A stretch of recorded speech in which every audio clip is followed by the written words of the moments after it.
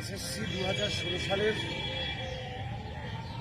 বিনা দোষে যারা চাকরি চলে গেছে শিক্ষক শিক্ষাকর্মীদের, তাদের সকলের মুক্তির দাবিতে গড়ে ওঠা যোগ্য শিক্ষক শিক্ষিকা শিক্ষাকর্মী এবং অনশনকারী মঞ্চের উদ্যোগে গতকাল 7ই আগস্ট 2026 শিয়ালদা থেকে গান্ধীমুখী পদদেশ পর্যন্ত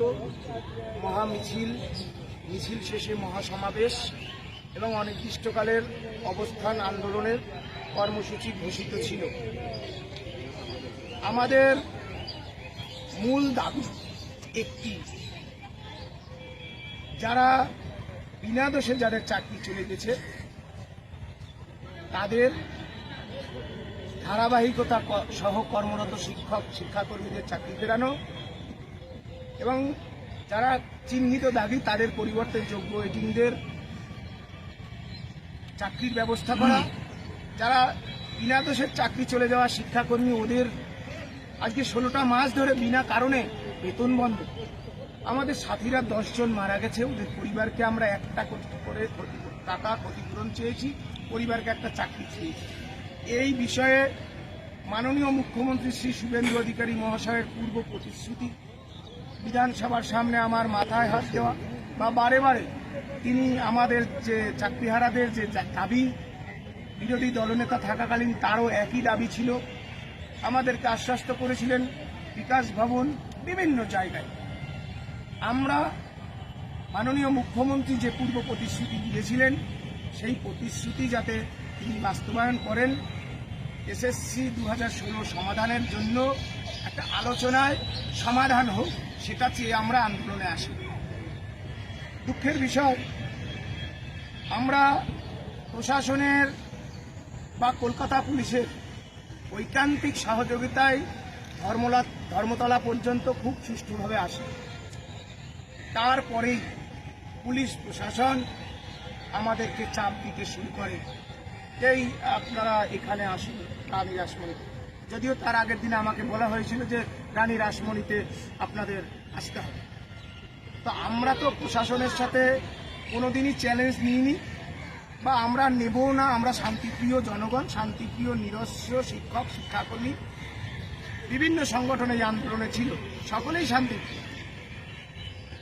পুলিশের তারা ঘোষণা করে ডরিনা ক্রসিংয়ে, সেই কথা মতো আমাদের যে কর্মসূচি অনির্দিষ্টকালের অবস্থান, যতক্ষণ না মাননীয় মুখ্যমন্ত্রী আমাদের আশ্বাস দেন আমাদের সাথে সমাধানের জন্য আলোচনায় বসেন, রানী রাসমণিতে তারা জায়গা নির্ধারণ করেন, সেখানে আমরা আসি।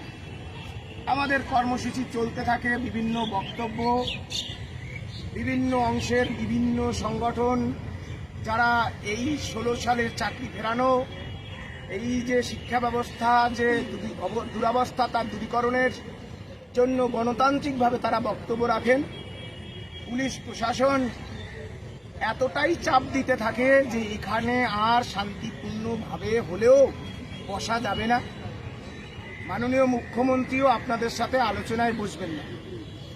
শেষ পর্যন্ত এক প্রকার জোর জবরদস্তি আমাদেরকে চ্যাংদোলা করে প্রিজন ভ্যানে আমাদের তুলে নেয়। কিন্তু আমার খুবই দুঃখ লাগছে যে এই সরকারটা তো আগের সরকার নেই, এখন জনগণের দ্বারা নির্বাচিত একটি সরকার এসেছে এবং সেই সরকারের মুখ্যমন্ত্রীর নাম শ্রী শুভেন্দু অধিকারী, তিনি পুলিশ মন্ত্রীও বটে। আমাকে যখন ধরপাকড় করে পুলিশ প্রশাসন, এসপি, আইবি এবং রাস্তার সিসিটিভি, আমি অভিযোগ করলেই তো সত্য হয়ে যায় না।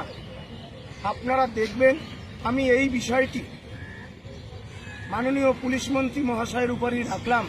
কোনো একজন পুলিশ প্রশাসন উক্ত মঞ্চের, যে মঞ্চের আহ্বানে বহুদিন ধরে রাজপথের লড়াই লড়ে আসছি আমরা সততার সাথে, দুর্নীতির বিরুদ্ধে বুক চিতিয়ে জীবনকে বাজি রেখে, যে গালিগালাজটা কে করলেন, কি গালিগালাজ করলেন, তার সত্যাসত্য বিচার যেন রাজ্যের মুখ্যমন্ত্রী পুলিশ মন্ত্রী করেন।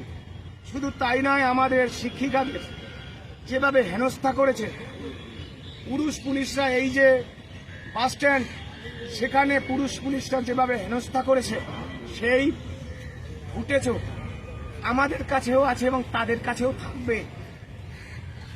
সুতরাং আমরা বলতে চাইছি, পরবর্তীকালে যখন মহিলা পুলিশরা আসেন তারা সিদ্ধান্ত নেয় যে আমাদের যারা বোনেরা আছে, দিদিরা আছে, তাদেরকে তারা ডিটেইন করবেন না বা গ্রেপ্তার করবেন না।